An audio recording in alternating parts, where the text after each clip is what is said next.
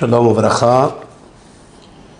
Je vais attendre quelques minutes afin que d'autres participants qui souhaitent suivre ce petit cours sur le mot Toda, c'est la suite du cours d'hier soir avec l'aide de Hachem. Je voudrais pendant 20 minutes vous entretenir sur la foi, la confiance et la valeur incommensurable du mot Toda, qui veut dire merci. J'ai dit hier soir dans le cours que le mot Toda est répété 5 fois dans les psaumes. Ça veut dire la reconnaissance. J'ai toujours dit aussi que la reconnaissance est mieux que la connaissance. Car des fois, avec la connaissance, on n'a pas naissance de l'amour. Mais la reconnaissance est l'amour. Il ne faut pas la chercher. Elle est recelée à l'intérieur. Le mot Toda est répété 5 fois dans les Tehillim, qui est d'ailleurs la lettre qui symbolise le milieu du mot Tehillim. Tehillim, ce sont les louanges. Il y a le He. Le He, donc, comme je m'adresse à beaucoup d'internautes, je dois expliquer chaque mot, lettre en hébreu que je cite. Le He, dans l'alphabet numérique, c'est la lettre 5, la 5e position de l'alpha numérique alphabétique. Et le He, c'est 5. Le 5 a d'autres résonances subatomiques. Et je voudrais, avec l'aide de Hachem, expliquer cette fois-ci par rapport au mot tellement important qui est dans la bouche de plusieurs personnes, le mot Toda. Merci. Les animaux aussi disent merci, mais on n'entend pas, on ne comprend pas leur langage. Dommage.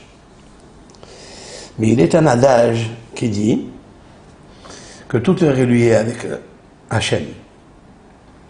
Si je dois définir qu'est-ce que Dieu,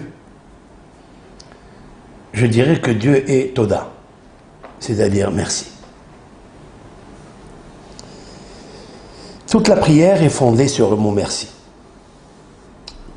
D'ailleurs, même le mot Baruch, qui veut dire source de bénédiction, il est intrinsèquement lié avec merci. Toda. Comme je l'ai expliqué, c'est pas seulement Toda, le mot merci, mais il est relié avec d'autres forces, des forces spirituelles. Et donc nous devons, avec l'aide de Hachem, comprendre le sens des verbes, des termes, du langage que nous récitons dans nos bouches. Alors, dans ce cours, je vais m'atteler pendant encore un quart d'heure à expliquer où sont référés le mot Toda dans les psaumes. Alors, le premier, donc il y a 5 psaumes, exactement il y a 4 psaumes, puisque dans le psaume 50, il est répété 2 fois le mot Toda. Et ça a une résonance. Le psaume 26, le verset 7, là est cité par la bouche pure du roi David, le mot Toda. Merci. Reconnaissance. Dans le psaume 50, dans le verset 14, il est cité aussi le mot Toda. Encore dans le psaume 50, dans le verset 23, est cité le mot Toda. Dans le psaume 107, verset 22, est cité le mot Toda. Dans le psaume 116, verset 17, est cité le mot reconnaissance, Toda. Bien sûr que le roi David a fait exprès de marquer ce mot magique Ce mot que nous sommes obligés de nous habituer, de nous éduquer à le dire, mais avec sa vraie valeur. Là, je commence à expliquer le psaume 26, et je m'arrêterai bien sûr là où il y a marqué le mot Toda, verset 7. Qu'est-ce que dit le roi David dans ce psaume 26? Ce psaume, en fait, qui est le 26, vous pouvez ouvrir votre livre des psaumes et réfléchir en même temps avec moi. Ce psaume, normalement, confère le bouclier contre les détresses et les malheurs, le danger. Lorsqu'une personne est en danger, lorsqu'une personne se trouve dans la détresse, il doit lire ce psaume 26, qui n'est pas fortuit. Le chiffre 26, vous connaissez, c'est le nom de Dieu. Les David, Shofteni Hashem. Alors, de David, j'ai déjà expliqué que lorsque David commence par son prénom, c'est que d'abord, il s'est inspiré et après, il a chanté. Lorsqu'il dit le chant de David, c'est que d'abord, il a chanté pour amener l'inspiration. C'est-à-dire qu'il n'était pas assez prêt pour la recevoir. David nous dit comme ça: Shofteni Hashem, rends-moi justice éternelle, Seigneur, qui ani betumi halarti, car j'ai marché moi, ani. Et là, il y a ici une résonance un petit peu double, qui est ani, car moi, betumi, dans mon intégrité, halarti, j'ai marché. Alors, rends-moi justice. Autrement dit, que celui qui se conduit dans l'intégrité, dans la perfection, il peut demander à Dieu de le juger, c'est-à-dire de le protéger par la justice. Parce que la vraie justice existe lorsqu'il y a intégrité. Lorsqu'une personne est juge et elle reçoit des présents corrupteurs, elle est corrompue.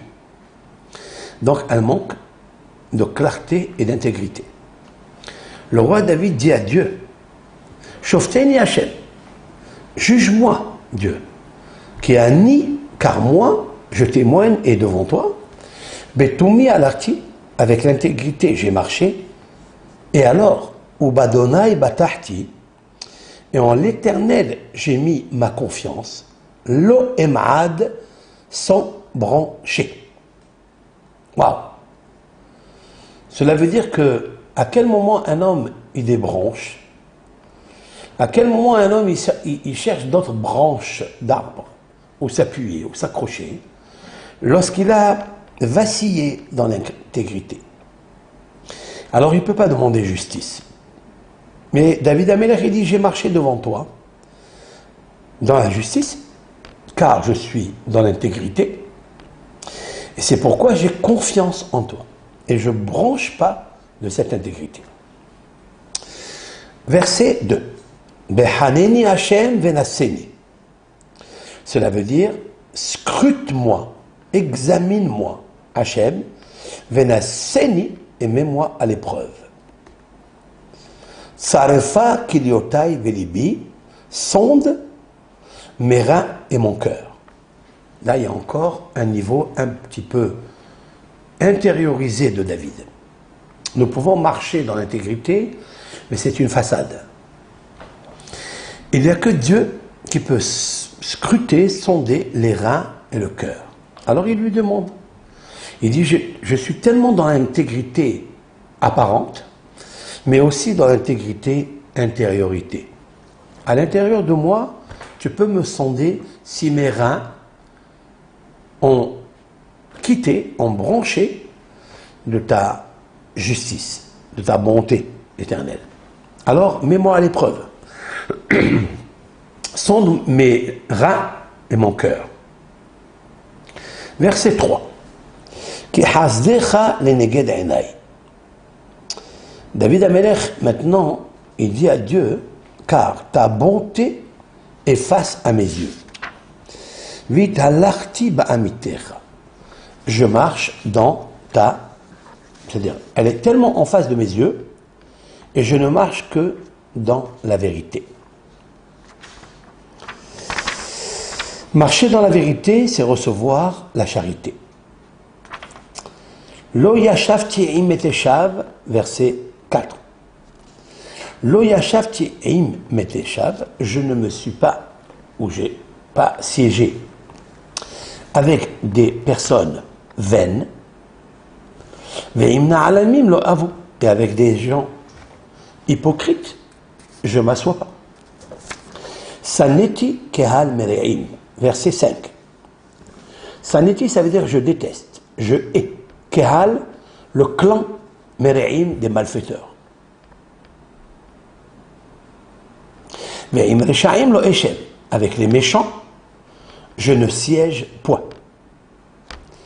Donc, une fois qu'il a évacué l'iniquité, les malfaiteurs, les méchants, il est rentré dans la vérité et dans l'intégrité. Dans le verset 6, il nous dit quelque chose de merveilleux. Erhatz benikayon kapai, c'est-à-dire, je me lave les mains en état de pureté. Qu'est-ce que ça veut dire laver les mains? Avec de l'eau? Non. Laver les mains ici, c'est pas l'eau. C'est pas hygiénique. C'est spirituel. Il ne parle pas des mains, il parle des paumes des mains. Kapai. C'est ça, kapai. Kapai, c'est la paume des mains. Et le roi David fait allusion ici à un niveau des lignes qui se trouvent dans les mains. Il ne parle pas de la hauteur, la face, le visage supérieur apparent, mais il parle ici de la paume des mains. Et vous savez que dans la paume des mains, il y a des lignes de la vie, de la richesse, de l'honneur et de la prospérité. Il y en a 4. Il y a 4 lignes dans les mains et chaque ligne désigne une dimension de bonheur. La vie, la prospérité, les honneurs et la richesse et la sagesse. Maintenant, David Amelech, il dit, je lave mes mains avec pureté. Va sauveva, ça veut dire ne pas voler. Ne pas prendre quelque chose qui ne t'appartient pas. Va sauveva et misbahacha Hashem. Puis, je fais le tour, Seigneur, de ton autel.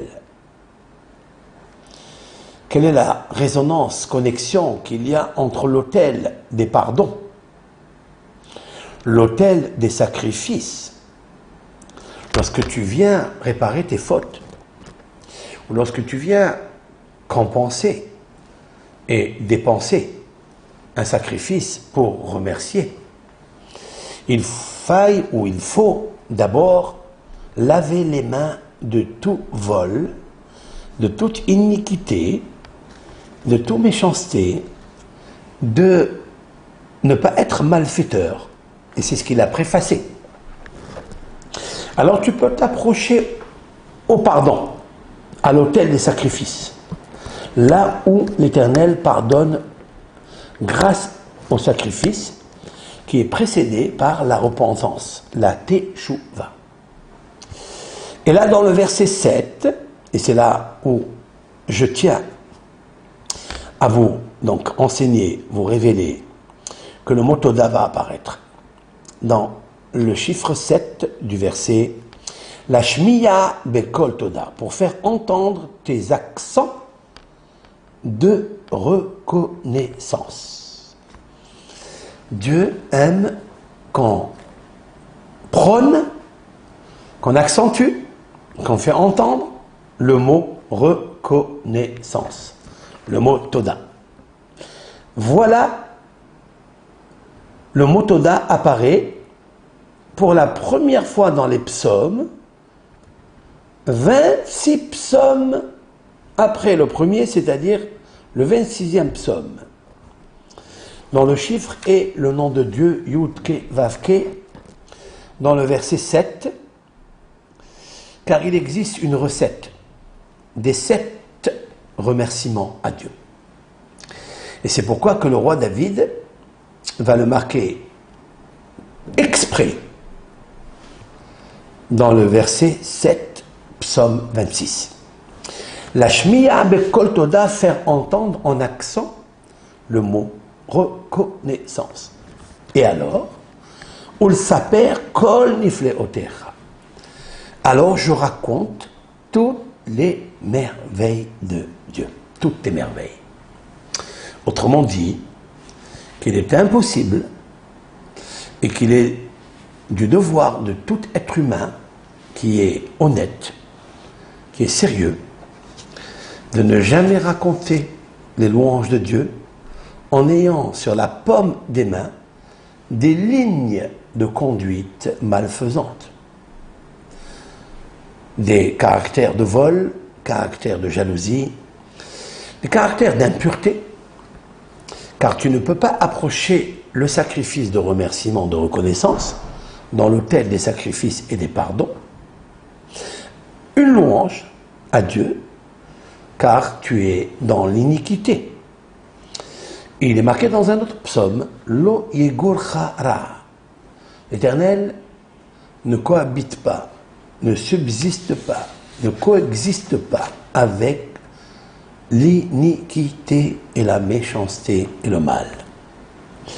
Donc David Amelech nous fait déjà une introduction pour que nous puissions avoir ce klal, c'est-à-dire cette règle générale, sour mera, car il faut s'éloigner et évincer, évacuer le mal, la méchanceté, l'iniquité, et après s'approcher de Dieu, lui dire merci et lui offrir une offrande de reconnaissance. C'est quoi aujourd'hui la reconnaissance, puisqu'aujourd'hui il n'y a plus de temple, que nous espérons tous et toutes que le temple, quand je dis toutes et toutes, ça veut dire les juifs, les juifs et les chrétiens, tout le monde entier, qui doivent aller à Jérusalem et remercier la gloire de Dieu et être d'accord, vishtahavu behar kocho, se prosterner là-bas, faire des sacrifices de rémunératoire, ou bien de shlamim, ou bien de toda, de remerciement. Il faut d'abord enlever le mal, enlever la maltraitance, de ne plus être malfaiteur et corrupteur. Alors tu pourras raconter à Dieu, au saper kol nifleotecha, tu pourras raconter ses merveilles. Verset 8. Adonai, Éternel, Seigneur, ahavti me'on betecha, j'aime le séjour de ta maison. Umkom mishkan kevodecha, et le lieu où réside ta gloire. Tiens, il y a un endroit qui s'appelle le Mishkan, c'est le tabernacle dans le désert. Le Mishkan dans Jérusalem, qui est le temple, le sanctuaire ou le temple, ça s'appelle le temple de ta gloire. J'ai déjà dit que le mot Toda est la valeur numérique Ha-Mishkan. Ça tombe très bien. Et là, je retrouve une traçabilité extraordinaire. Je n'ai pas fait exprès, mais il vient d'arriver maintenant, que Mekom Mishkan Kevodecha, le lieu de ta résidence de gloire, elle vient juste après le mot Toda. Toda, valeur numérique 415, Ha-Mishkan, valeur numérique 415. Ça n'est pas par hasard. Et c'est la première fois où David Amelech parle de Mishkan Kevodecha. Donc, si quelqu'un veut faire résider à l'intérieur d'abord de son temple, en lui, il veut faire résider Mekom Kevodecha, un endroit, un lieu de la gloire divine, que l'Éternel accepte avec joie, si l'on peut dire ainsi, de résider en lui, il faut Toda. Merci. Mais avant de dire Toda, qui est la valeur numérique 415, qui est la valeur numérique Hamishkan, il faut d'abord passer par le haut, par le chiffre 26, jusqu'au verset 7. Enlever l'iniquité, se renforcer dans l'intégrité, enlever la méchanceté, ne pas siéger avec les malfaiteurs, les malveillants. Et alors, tu pourras t'approcher de Dieu et construire un endroit de la gloire qui lui appartient. David Amelech ajoute dans le verset 9, Al te'esof im hata'im nafshi. N'enveloppe pas mon âme dans la ruine des méchants. Ve'im anshe damim hayai. Ni ma vie dans celle des gens sanguinaires. David Amelech, là il a une question avec lui-même. Vous savez, David Amelech, il avait beaucoup de guerres. Et donc, qui fait des guerres, eh bien, il devient sanguinaire. C'est la raison pour laquelle David Amelech est né sous la planète Ma'adim. Ma'adim, ça veut dire Mars, qui est une planète rouge, qui désigne la puissance du jugement, du crime, de la guerre, de la rigueur. David Amelech, étant donné le roi David qui faisait ces guerres-là, il pourrait dire qu'il fait partie des clans de sanguinaires. Et d'ailleurs, c'est ce que pensent plusieurs athées, qui se sont hâtés de le dire, que David Amelech est un sanguinaire. Puisque Dieu lui-même lui dit, « Yadecha dami maléou » tes mains sont remplies de sang. Alors, bien sûr, les gens, ils ont pensé que les sangs, ce sont les sangs de la guerre. Non. David Amelech, le roi David faisait la guerre contre les idolâtres. David Amelech n'a jamais tué une mouche, ni un insecte. Il a toujours fait attention à la créature de Dieu par sa bonté. Si le roi David, dans les psaumes, il clame, il proclame, il prône de recevoir l'amour, la miséricorde, la charité, c'est qu'il était lui-même comme ça.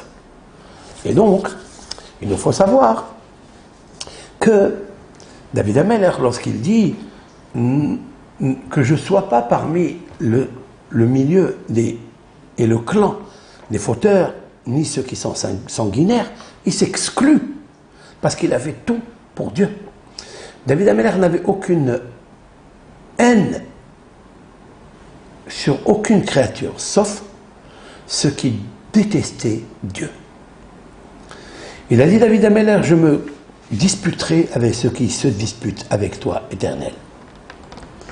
Ceux qui te veulent du mal, ceux qui veulent rendre le monde mauvais, je me distribuerai avec eux. Donc ça veut dire quoi?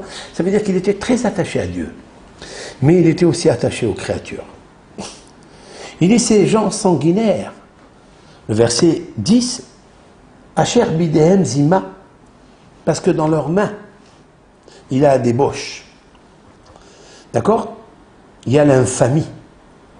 Vimina male ashohad. Leur main droite est remplie de corruption. Waouh! Va'ani betumi eler. Et là, il revient à l'intégrité. Verset 11.